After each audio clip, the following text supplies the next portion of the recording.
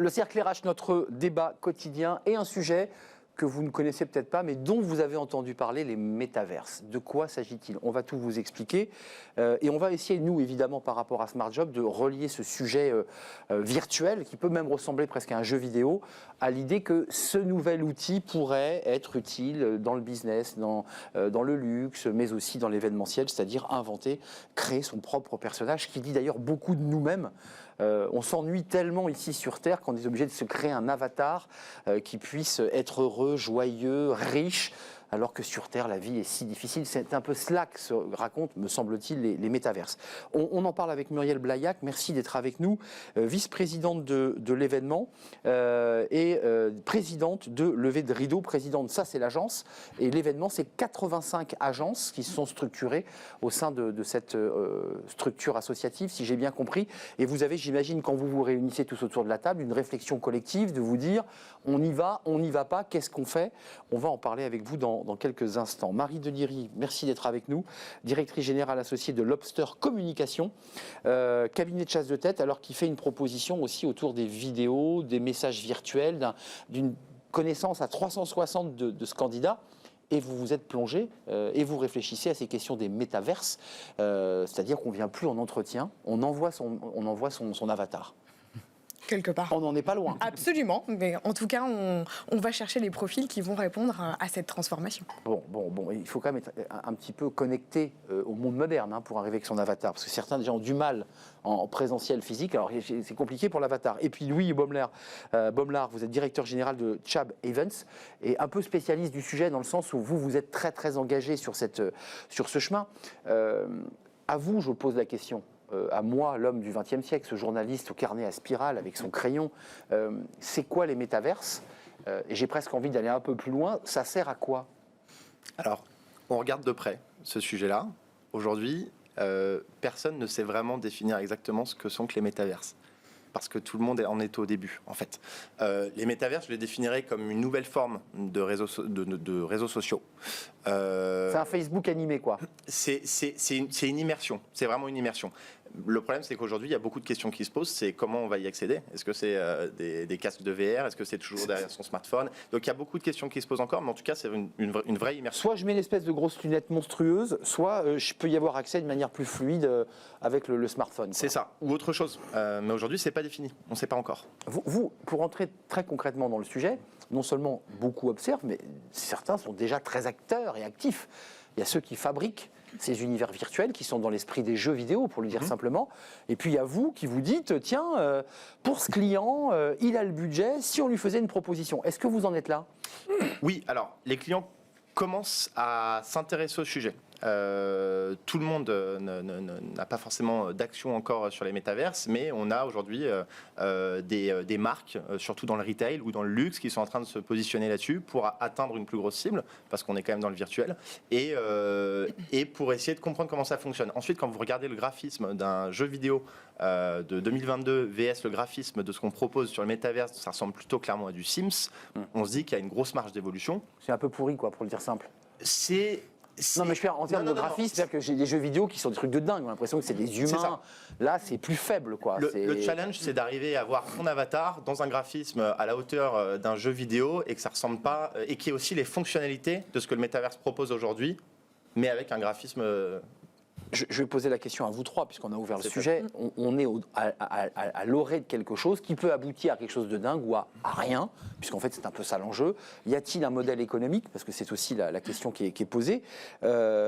Marie et Muriel, vous, en tant que patronne d'une agence, mais aussi à la tête de cette structure, c'est quoi? Vous en êtes où de votre réflexion entre vos collègues? Vous dites, on y va tous, parce qu'il y a un effet collectif aussi, il y a une inertie, ou vous dites, pour l'instant, prudence, ça coûte cher, c'est pas très très sympa en termes de graphisme, nos clients ne le demandent pas. Comment ça se passe?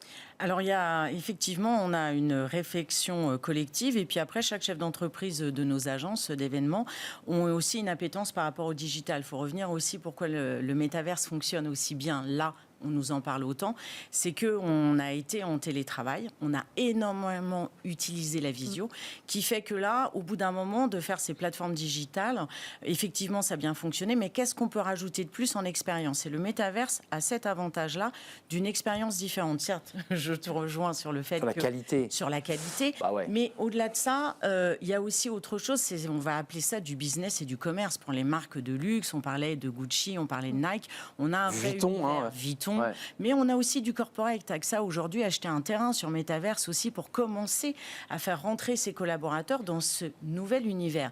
Effectivement, est-ce que ce nouvel univers va vraiment perdurer ou pas? En tout cas, faut pas louper, en tout cas, ce début. Après, on verra. Et du coup, nous, les agents, c'est de se dire quelle expérience on va faire vivre, qui n'est donc pas du live, À qui nos est clients. au-delà et du digital Ouais. à nos clients et à leurs collaborateurs. Donc, il y a encore une fois, c'est l'imaginaire, mais il faut que la technique soit aussi au rendez-vous, parce que quand vous appelez le groupe Société Générale, vous avez 120 000 collaborateurs, il faut que l'informatique derrière fonctionne. C'est-à-dire qu'il faut avoir de la mémoire, il faut sur vos ordinateurs et ainsi de suite. Donc pour l'instant, le seul débat, il est là. Par contre, sur du retail en tant que tel, pour aller attraper le consommateur final, là, il y a vraiment quelque chose qui fonctionne bien. Puis aussi, il y a cette nouvelle génération qui, elle, Oui. à mon avis, parce que, OK, on est... C'est elle qui est visée. Hein. C'est elle qui est visée. Évidemment. C'est elle qui est visée. Et donc, il y a un vrai intérêt pour nous, en tout cas dans l'événementiel, d'y aller. Voilà. De quelle façon? C'est encore compliqué. Voilà. Donc c'est bien ce que dit Louis, hein, c'est-à-dire qu'on est au début de quelque chose, quoi. On est Il y a une forme de tâtonnement, d'hésitation, mais vous dites, ça c'est intéressant, c'est comme pour tout process disruptif, ratons pas le virage, quoi. Il Exactement. faut être dessus. Chez vous, dans le recrutement, ça se passe comment? C'est la première impression virtuelle, c'est ça le... Oui, alors effectivement, avant de parler de notre méthodologie, c'est surtout, je rejoins Muriel, c'est-à-dire qu'il y a un peu de sujets. Je pense qu'avant de parler de métaverse, déjà, je pense que les professionnels de la communication événementielle ne font plus de l'événementiel en tant que tel. Ils événementialisent la communication. C'est-à-dire qu'en fait, on n'est plus seulement sur le canal événementiel, on va chercher des canaux de communication différents auxquels on va apporter une réponse qui est adaptée. Et donc, effectivement, le métaverse, mais le digital de façon... C'est une des palettes, quoi. C'est une des palettes. C'est-à-dire qu'effectivement, je pense que toutes les agences ne sont pas amenées à se dire « moi, je vais devenir demain le pont d'or du métaverse », parce que certains feront peut-être le choix, et grand bien leur face, qui va demander effectivement un certain nombre d'ajustements, d'investissements. Je pense à des plateformes digitales et technologiques qui vont quand même amener à l'intégration quand même de compétences qui sont très différentes. Je veux dire, le métaverse aujourd'hui, c'est ce qu'on partageait avec Louis et Muriel, c'est l'histoire de l'appareil photo. C'est-à-dire que l'appareil photo, il sert que si on en comprend l'utilité, l'objectif. Aujourd'hui, le métaverse... On n'en voit pas l'objectif, là, pour l'instant. Enfin, vous, peut-être un peu plus. En tout cas, pour les fonctions qui sont... pour les environnements qui sont très connectés et très technologiques et qui ont une qualité de prestation qui est relativement haut de gamme, on se dit ça fonctionne, ça crée de l'émotion, ça crée quelque chose. En tout cas, une expérience. Une expérience, Parce que absolument. moi, j'aimerais bien voir ce que ça fait. Je ne suis absolument pas contre les métaverses, que je ne me fasse pas incendier par lettres, mais je n'en vois pas l'aboutissement économique. En revanche, avoir l'expérience de me dire j'ai un personnage qui déambule et je peux en faire ce que je veux. C'est une innovation. Je veux dire, on prend l'événement et on le fait émerger en intégrant de nouvelles Juste compétences. d'un mot, votre expérience virtuelle, est-ce que vous intégrez le métaverse? Pour le dire simplement, ceux qui nous regardent, les DRH, et pas que les DRH d'ailleurs, est-ce qu'un jour on aura des fiches de poste où à la fin on mettra métaverse, avatar virtuel autorisé, c'est-à-dire au lieu de m'envoyer ma bobine, j'envoie mon avatar? Je suis pas certaine de cela. Voilà. Je suis pas certaine de cela, mais encore une fois, il faut rester très prudent. Notre monde évolue. Les protagonistes et talents qui arrivent sur le marché sont en train de drastiquement modifier notre écosystème dans l'environnement des RH et du recrutement. Donc, il faut rester très ouvert sur la question. Néanmoins, je garde une conviction, c'est que nos sociétés sont composées de femmes et d'hommes qui apportent une valeur ajoutée et des talents. Il y a un moment donné, c'est chouette de se cacher derrière un avatar, mais je veux dire, on contribue parce qu'on a une valeur intrinsèque à cette boîte-là, pas seulement parce que c'est du digital.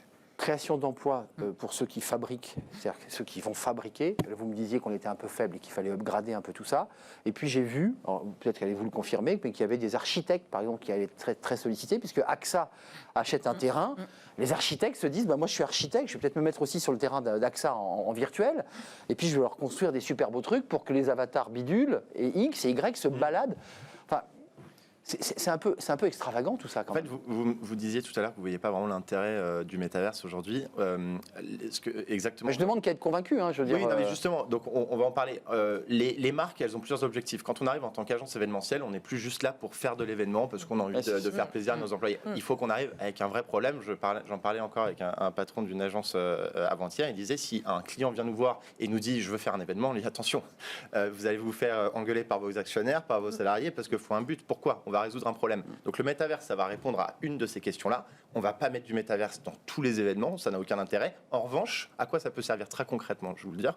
Si vous avez des marques de retail, par exemple, qui vont vendre des fringues ou qui vont vendre ou de la haute joaillerie ou du luxe, vous allez pouvoir atteindre des milliers de personnes en vendant de façon virtuelle la nouvelle collection de X marques sans les citer et recevoir le vrai objet, par exemple, chez vous quelques jours plus tard. Ça, c'est une possibilité. Ça vous évite d'avoir le lancement d'une boutique éphémère où vous allez arriver avec 50 invités. Encore une fois, je ne veux pas faire le jeune gars du 21e siècle, parce qu'on est déjà projeté dans le 22e siècle, là. Mais je vais sur Internet, je regarde la fringue qui me plaît, je la vois en 3D, et puis je l'achète, quoi. Enfin, Oui, mais vous n'avez pas l'expérience, pardon, mais vous n'avez pas l'expérience exclusive. Vous n'avez pas, par exemple, l'invitation en précommande. Vous n'avez pas tout le monde. Ce qui crée un espace premium, en fait. Oui, tout le monde créatif autour. Vous allez acheter cette bague, mais c'est pour répondre à l'histoire que la marque va vous vendre. Si c'est juste, je vais sur le site et j'achète la bague. Ouais, je suis d'accord, c'est le storytelling, voilà, c'est le marketing. La crise Covid a été un accélérateur absolument extraordinaire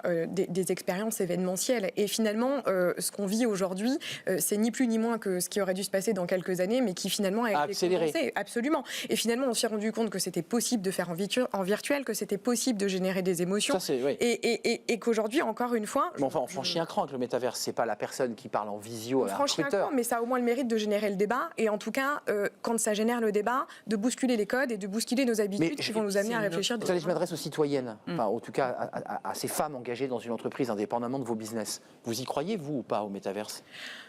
Je pense qu'aujourd'hui, il est trop tôt pour se prononcer de manière abrupte. Et je ne suis pas sûre que nos sociétés soient capables de se dire on passe du jour au lendemain à quelque chose de totalement virtuel. Je ne crois pas à ça. En revanche, ce que je crois, c'est qu'on a une nouvelle génération de consommateurs qui arrivent et qui vont avoir besoin d'avoir des expériences qui sont ultra sur mesure, ultra premium. On a été dans quelque chose d'extrêmement massif dans les années 2000. Je pense qu'on revient sur quelque chose de très personnel, de très expérientiel. Donc c'est un débouché, en fait, qui ouvre une nouvelle voie, pour notamment le retail, puisqu'on évoquait les marques de luxe. Le pour retail, créer c'est vrai pour le corporate. Voilà. C'est vrai Et le corporate. Mais c'est vrai aussi pour le corporate. Je pense que, en fait, il ne faut pas oublier aussi la nouvelle génération. C'est que cette nouvelle génération a une appétence de communication qui est complètement différente de la nôtre. Absolument. Et ils savent tout de suite, on parlait, c'est en fait, comme le disait Louis, c'est un client quand il vient vous voir, c'est quel événement. Il y a une utilité à chaque événement, il y a un canal de communication pour chaque événement. Ça veut dire que quand vous êtes Quel sur la sens, nouvelle quel but génération, mais c'est quel sens, quel but? La nouvelle génération, elle sait très bien, on en parlait, à un moment donné, faire du présentiel, faire du TikTok, et ensuite aller sur du métaverse. Et c'est cet énorme avantage. Et moi, je crois au métaverse pour la partie retail et même corporate. Pourquoi? Parce que les marques vont pouvoir communiquer de façon différente. C'est-à-dire qu'on va être beaucoup plus dans la promesse et la vraie, je pense, RSE. C'est-à-dire qu'une marque aujourd'hui... À ce point-là? Oui, parce qu'une marque aujourd'hui, il y a beaucoup d'optimisme et de RSE dans le métaverse, si vous regardez. C'est qu'aujourd'hui, quand une marque y va pouvoir donner de vraies valeurs auxquelles, au final, les clients vont peut-être plus croire étonnamment que quand ils sont sur leurs propres réseaux sociaux. Et pourtant, il y a des actes de preuve sur un LinkedIn, sur un Insta.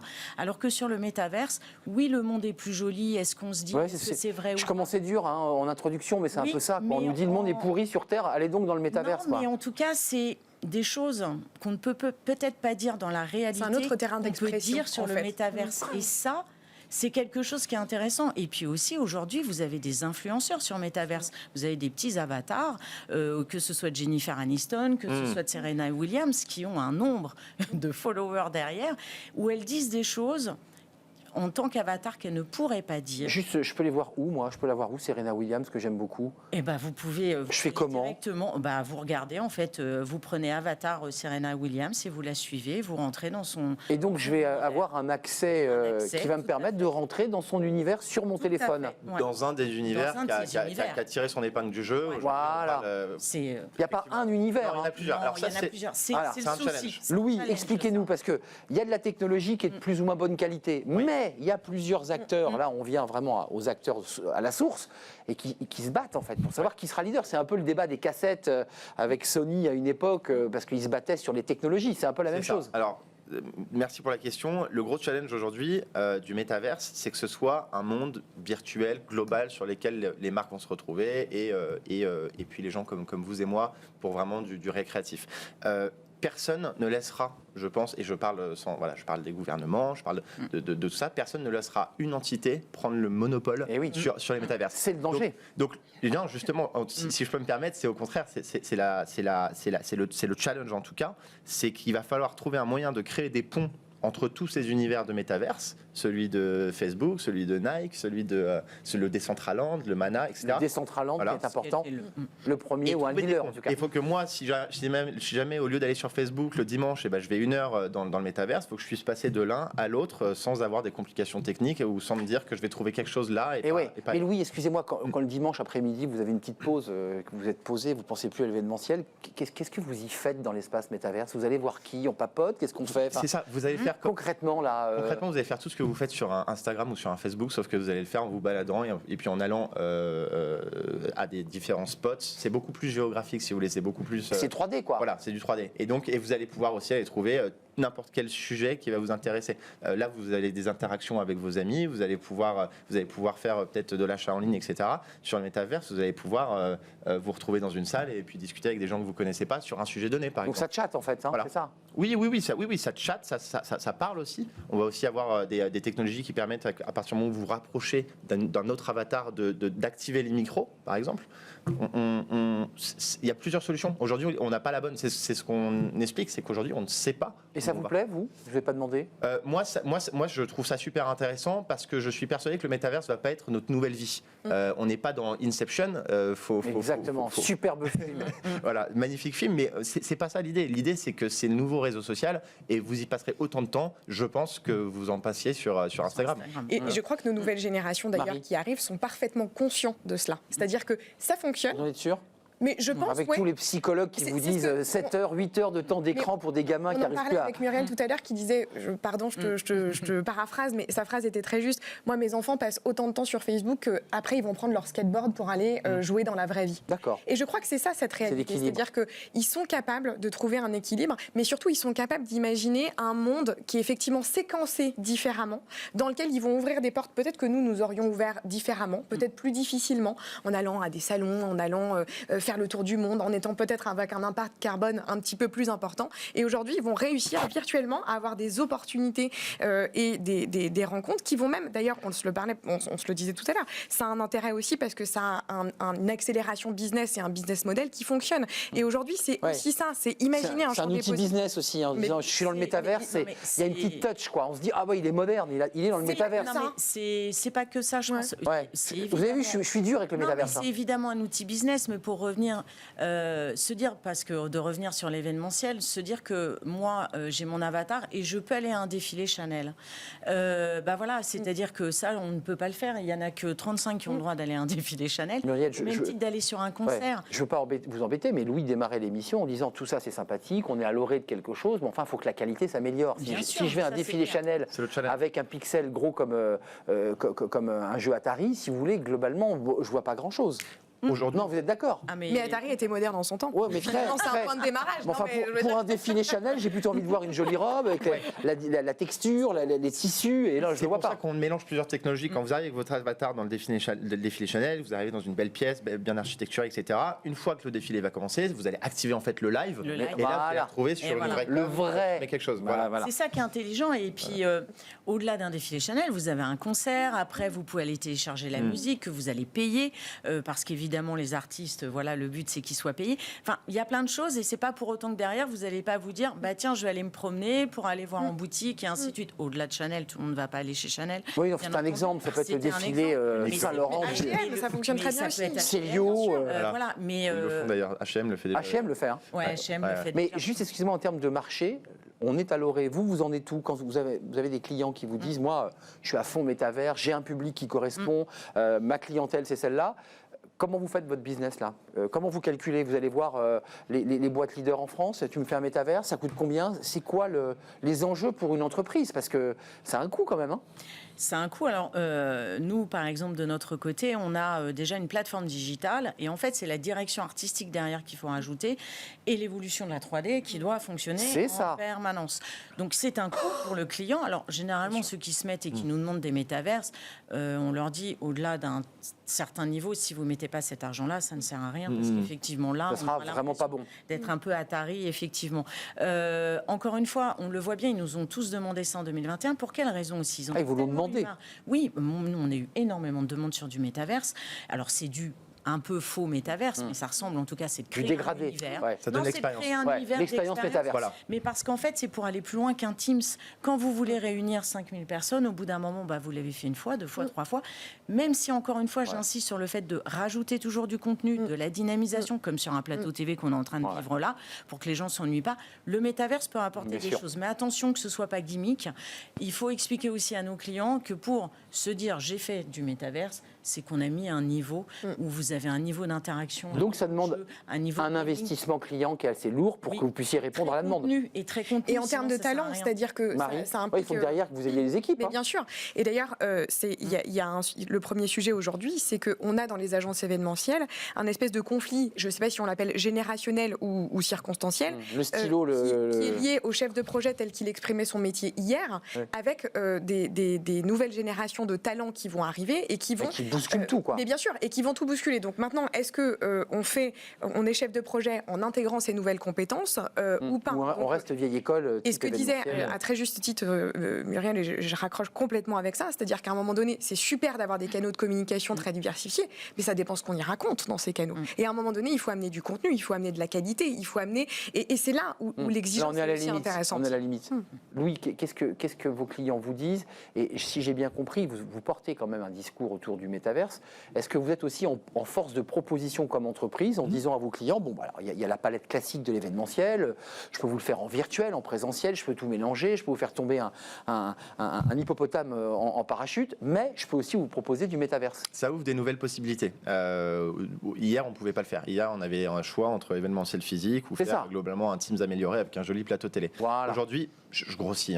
Aujourd'hui, on a la possibilité de faire du métaverse, on va dire privé, ce dont tu parlais. Dit corporate, quoi. C'est ça, exactement. corporate. Et dans ce cas-là, c'est vraiment les 2000 personnes qu'on va enregistrer, qui vont venir et qui auront effectivement leur avatar, etc. Donc vous créez l'espace pour eux. Créer l'espace, la plateforme, et on peut tout faire. Et ça, globalement, tout le monde peut le faire. Et on a besoin de bons développeurs, de bons 3D, et ça se fait bien. Et les métiers existent déjà. Et ensuite, l'entreprise, on a cité AXA par exemple, qui a acheté un terrain, elle l'achète pour faire se déplacer ses avatars AXA, pour qu'il y ait un meeting, pour qu'il y ait quoi, une rencontre, une rencontre entre des business units, par exemple. Oui, mais ça, c'est autre chose, parce que ça, vous allez vraiment avoir besoin littéralement d'un architecte virtuel, un vrai architecte. On y arrive. Et là, vous allez devoir arriver sur des solutions, des profils, qui sont spécialisés métaverse, mais métaverse, je veux dire, établis, pas les métaverses que nous, on crée. Juste un mot avant de nous quitter, parce que je ne voudrais pas qu'on l'oublie. On a évoqué le retail, le corporate, tout ce qu'on évoque avec les améliorations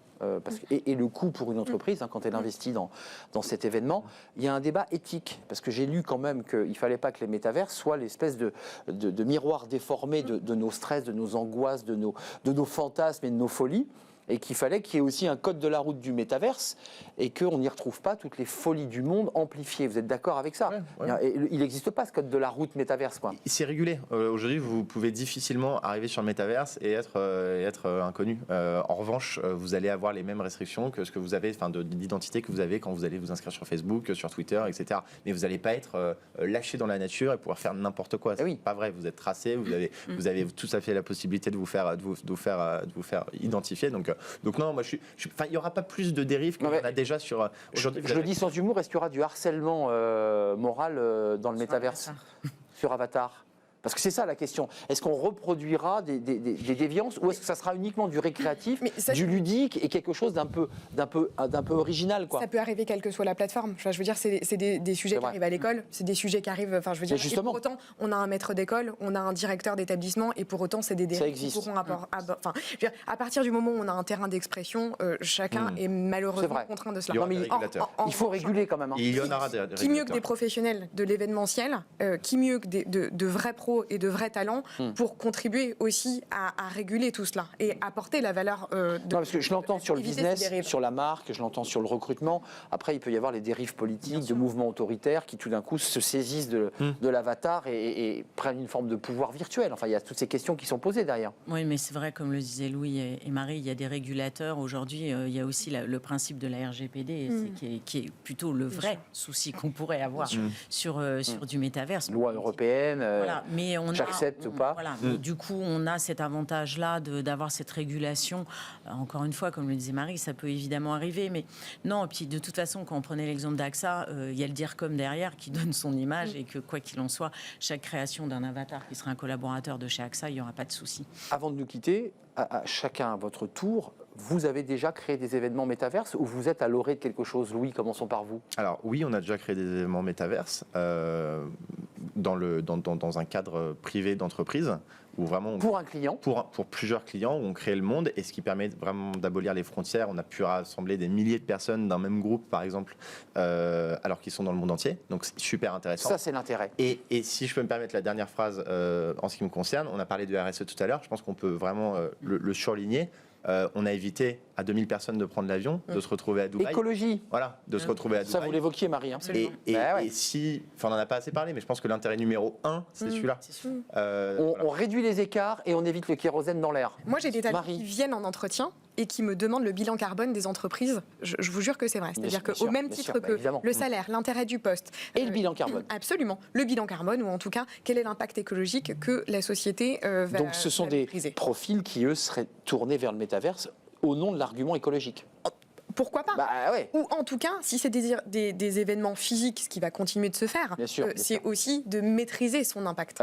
Juste, c'est pas neutre. Hein. Je termine juste par ça. Le métaverse, c'est pas neutre. On va pas commencer à dire que c'est zéro carbone. Absolument pas. Non, parce qu'il y a des sites. Il y a du data center. Bien sûr. Mais je pense que si on fait un bilan entre 2000 personnes qui font un aller-retour Paris-Dubaï et 2000 personnes pendant 2 heures sur le métaverse, c'est incomparable. Voilà. Muriel, pour terminer, concrètement concrètement, pour terminer, je pense que l'événement. Vous en avez fait?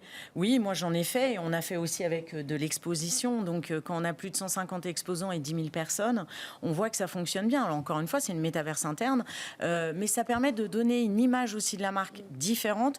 Encore une fois, très tournée RSE. Moi j'insiste sur ce côté-là, que ce soit métaverse ou de l'événementiel, qui se doit d'être de plus en plus RSE. Le métaverse en est une réponse. Attention, data center, ça coûte quand même beaucoup en termes de coûts. Bien sûr, ça pompe de l'énergie. Il ne faut pas l'oublier. Mais c'est intéressant pour les collaborateurs, pour les marques, de voir un peu aussi leur marque d'une façon différente. En tout cas, c'est un élément très intéressant, l'élément RSE environnemental, c'est-à-dire lutte contre le réchauffement climatique, parce qu'on ne bouge plus et qu'on peut quand même malgré tout continuer à communiquer. Merci, c'est un vrai plaisir. J'ai appris plein de choses. Vous m'avez presque convaincu. Je vais peut-être aller jeter un œil ce week-end quand je serai au calme. Merci Muriel Blaillac, vice-présidente de l'événement. 85 agences dans cette structure. Et puis présidente de Lever de Rideau, qui est votre agence. Louis Baumlard, merci d'être venu, directeur général de Chab Events. Vous avez fait, vous aussi, un événement et des événements métaverses. Et puis je remercie Marie Deliri, directrice générale associée de Lobster Communication, avec chasse de tête à 360. Et vous travaillez déjà beaucoup sur le visuel et la vidéo. Absolument. On termine notre émission, ça va vous intéresser, chasseuse de tête, avec Fenêtre sur l'emploi. C'est des questions un peu incroyables, décalées parfois, qu'on vous pose lors de recrutement, et on en parle avec Marie Hombrook.